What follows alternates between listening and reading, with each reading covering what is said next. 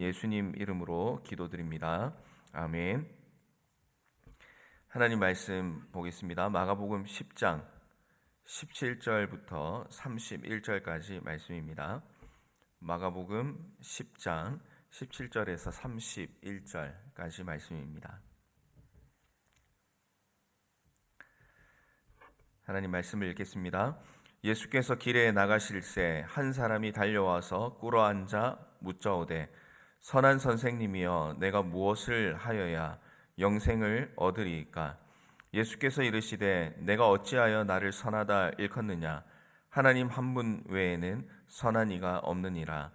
내가 계명을 안 하니 살인하지 말라, 간음하지 말라, 도둑질하지 말라, 거짓 증언하지 말라, 속여 빼앗지 말라, 내 부모를 공경하라 하였느니라.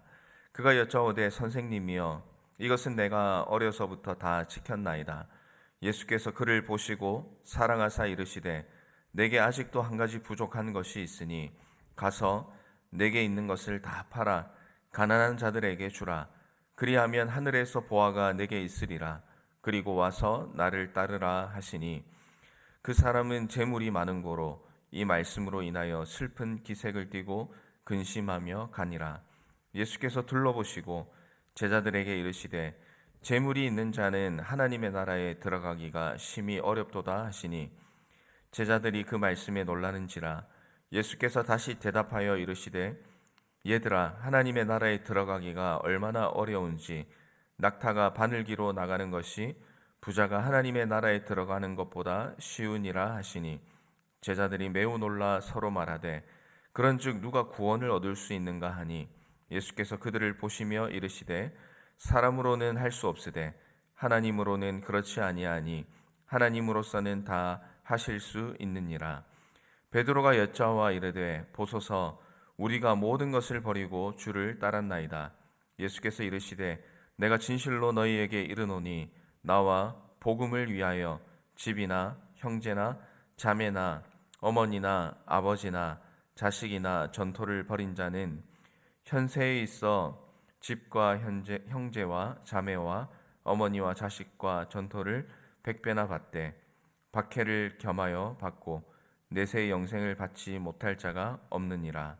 그러나 먼저 된 자로서 나중되고 나중된 자로서 먼저 될 자가 많으니라. 아멘.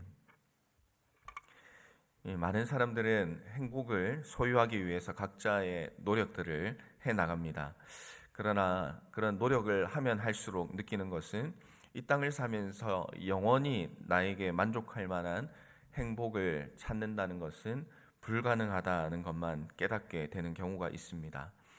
오늘 말씀에서도 진정한 행복을 찾고 싶었던 한 사람의 이야기가 나오고 있습니다. 이 사람은 예수님을 만나고 또 예수님을 통하면 진정하고 완전한 행복을 찾을 수 있게 될 것이라는 그 믿음을 가지고 있었습니다. 그런데 그가 착각한 것이 있었습니다. 그것은 예수님께 나아오기만 하면 다 해결되고 영원한 행복을 누릴 것이다라고 생각했던 것입니다. 그런 착각에 있던 그에게 우리 주님께서 말씀을 하십니다. 나를 찾아온 것으로만 행복이 찾고 끝나는 것이 아니라 찾아온 그 순간부터 우리 주님의 말씀을 듣고 또 결단의 삶이 있어야만 진정한 행복을 누릴 수 있다 하는 것을 예수님께서는 오늘 말씀을 통해서 가르쳐주고 있는 것 같습니다. 오늘 한 사람이 예수님과 대화하는 그 장면을 보면서 우리 또한 오늘 우리를 행복하게 하는 것, 또 내 인생에 가장 큰 가치를 두고 살아가는 것이 정말 무엇인가 하는 것을 주님의 말씀 앞에서 한번 묵상해 보게 되는 것 같습니다. 우리가 가장 가치 있게 여기고 소중히 여기는 것이 무엇인가를 우리의 마음 가운데 잠시 떠올려 보시면서 예수님의 질문에 나는 어떻게 대답하는 삶을 살고 있고 또 살아갈 것인가를 결심하고 깨닫게 되는 이 아침의 시간이 되기를 주님의 이름으로 축복합니다. 예수님께서 길을 가실 때에 한 사람이 예수님 앞에 달려 나왔습니다. 그리고 예수님 앞에 무릎을 꿇습니다. 그리고 질문을 던지고 있습니다. 17절 말씀에 보니까 선한 선생님, 내가 무엇을 해야 영생을 얻을 수 있겠습니까? 이렇게 예수님 앞에 질문을 합니다. 오늘 본문에는 한 사람이라고 되어 있지만 마태복음과 누가복음에서는 동일한 사건이 기록되고 있습니다. 거기에는 조금 각기 다른 묘사를 하고 있습니다. 마태복음에서는 이 사람이 청년이고 부자였다 이렇게 묘사를 하고요. 누가복음에서는 관원이었다라고 설명을 하고 있습니다. 그러니까 이 사람은 세상적인 기준으로 볼 때에 또 인간적인 기준으로 볼 때에는 부족함이 없는 사람이었다라는 것을 보여주고 있습니다. 그러나 모든 행복을 가진 것 같은 이 사람도 목마름과 갈증이 있었습니다. 바로 오늘 말씀의 표현에 따르면 영생이었습니다. 그는 공부도 많이 하고 돈도 많이 벌고 권력도 가지게 되었고 또 선한 일에도 많이 힘썼던 사람이었습니다. 사람들에게 존경과 부러움도 샀던 사람이지만 이 사람에게는 영생에 대한 확신이 없었습니다. 그리고 그 답을 예수님을 통해서 듣고 싶었고 예수님을 만나서 듣게 되면 그 모든 일이 해결될 것이라고 생각을 했던 것입니다. 예수님은 이 사람에게 이제 대답을 해 나가기 시작합니다. 계명을 잘 지키라 이렇게 이제 처음에 말씀을 합니다. 그랬더니 이 청년이 대답을 자신 있게 합니다. 선생님, 말씀하신 계명들은 제가 어려서부터 지금까지 잘 지키고 있습니다. 계명을 정말 하나도 어기지 않았는가 아니면 잘 지켰다고 그가 착각하고 있었는가에 대한 의문점은 있긴 하지만 예수님 앞에서 이렇게 당당하게 얘기한다라는 것은 그 나름대로 정말 최선을 다해서 율법과 계명을 지키며 살았다는 것을 우리는 엿볼 수가 있겠습니다. 예수님 또한 이 사람을 어떻게 대하고 계신지 예수님의 마음을 표현을 하는데요. 21절에 보면 이렇게 이제 말씀합니다. 그를 보시고 사랑하셨다. 그러니까 사랑하는 마음으로 그를 대하셨다 이렇게 말씀을 합니다. 계명을 잘 지켜서 사랑했다는 그런 의미가 아닐 것입니다. 이토록 이 세상에서 열심히 살았던 이가 영생을 찾는 그 모습이 아마 사랑스럽지 않으셨을까 그렇게 이제 생각을 해보게 됩니다. 그런데 주님의 한마디에 이 사람은 자신 있게 대답하고 자신 있게 또 간절하게 찾아왔던 이 사람은 슬픈 기색을 띠고 근심하며 돌아가게 됩니다. 그렇게 만든 예수님의 한마디가 무엇이었습니까? 이제 21절 말씀인데요. 내게 아직도 한 가지 부족한 것이 있으니 가서 내게 있는 것을 다 팔아 가난한 자들에게 주라. 그리하면 하늘에서 보화가 내게 있으리라. 그리고 와서 나를 따르라 하시니 이렇게 이제 말씀을 하고 있습니다. 이 사람은 계명을 지키기 위해서 또 선한 일에 힘쓰고 나름대로 하나님께서 만족할 만한 삶을 살고 있다라고 자부심을 가졌던 사람입니다. 그동안 분명히 자신의 소유를 가지고 가난한 사람들을 도왔을 가능성이 굉장히 높습니다. 그런데 예수님의 말씀은 무엇입니까? 가지고 있는 것을 다 팔고 예수님을 따르라 이렇게 이제 말씀을 하고 있습니다. 만약에 예수님께서 네가 많이 가지고 있으니까 가지고 있는 것을 가지고 어려운 사람들을 도우며 살아라 라고 했으면 이 사람은 분명히 그렇게 했을 사람이라고 생각합니다. 그러나 예수님께서는 모든 것을 다 팔라고 그렇게 말씀을 하시죠. 가난한 자들에게 주라. 그 말씀은 많은 재물을 가지고 있었던 그에게 또 정말 최선을 다해서 재물을 모았던 그에게는 청천벽력 같은 소리였고 또 이것이 어떻게 보면 말이 안 되는 예수님의 이야기다라고 판단을 했을 수도 있을 것 같습니다.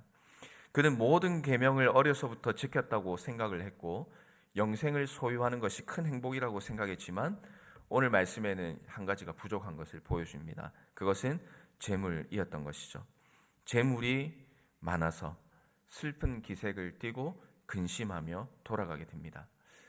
영생을 알게 되고 영생만 소유할 수 있으면 내가 지금까지 잘 해온 것처럼 앞으로도 잘 할 수 있을 것이다 라는 자신감이 있었지만 예수님의 말씀을 들을 때에 자신에게는 영생보다 더 소중한 것이 있다는 것만 깨닫고 또 그것을 포기하기가 어려운 마음으로 근심하며 돌아가는 이 모습이 우리에게 참 많은 생각을 하게 만드는 장면인 것 같습니다.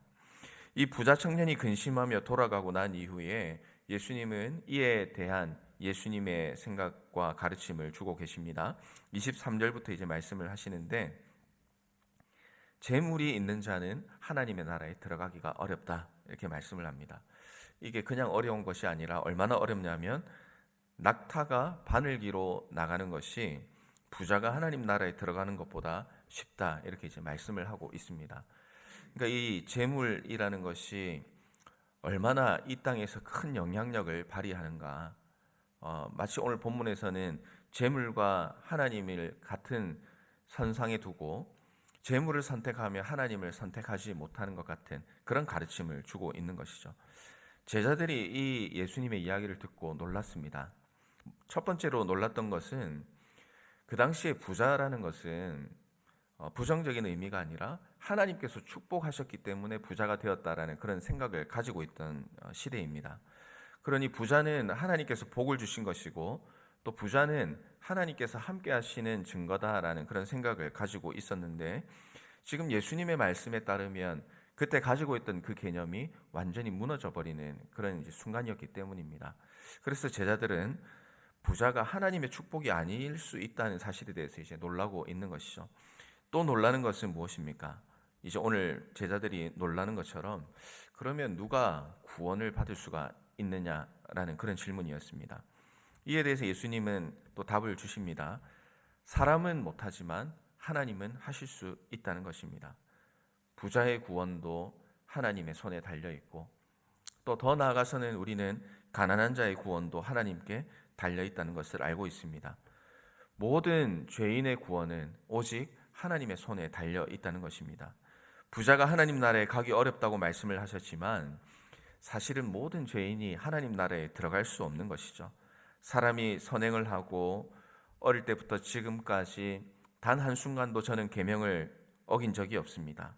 계명을 잘 지켰다고 해서 가능한 것이 아니라는 것입니다. 구원은 오직 하나님께만 있으며, 그분을 믿고 따르는 사람만이 하나님 나라에 들어가게 되는 기적을 경험하게 된다라는 것을 예수님께서는 오늘 가르쳐주고 있습니다.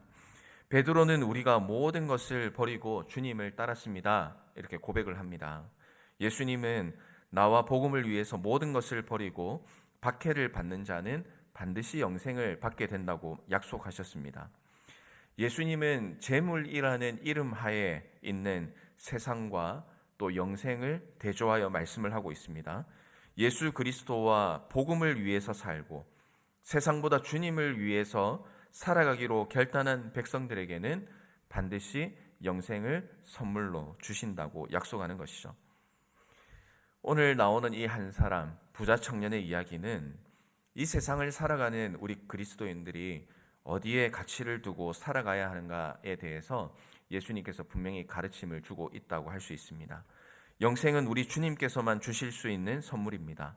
그 어떤 것과 비교할 수 없는 가치를 가진 영생, 구원의 기쁨이 과연 오늘을 살아가는 우리에게 가장 가치가 있는 것인가를 우리 스스로가 주님 앞에서 돌아볼 필요가 있겠습니다. 예수님은 오늘도 동일하게 묻고 계십니다. 모든 것을 팔고 예수님을 따르는 그런 제자의 삶을 살아갈 것이냐, 아니면 세상과 하나님을 저울질하며 살아가는 한 사람의 삶이 될 것이냐, 세상을 의지하고 살 것이냐, 하나님을 의지하고 살 것이냐. 예수님이 말씀하신다면 내 인생에 큰 손해와 또 어떤 경우에는 오해를 받는 순간이 있다 하더라도 정말 너희는 말씀대로 예수님이 나의 전부시며 예수님을 따르는 것이 제 인생의 기쁨입니다 라는 고백으로 주님을 따라갈 수 있느냐라는 그런 여러 가지 질문들이 오늘 이 말씀을 통해서 우리에게 주어지고 있습니다.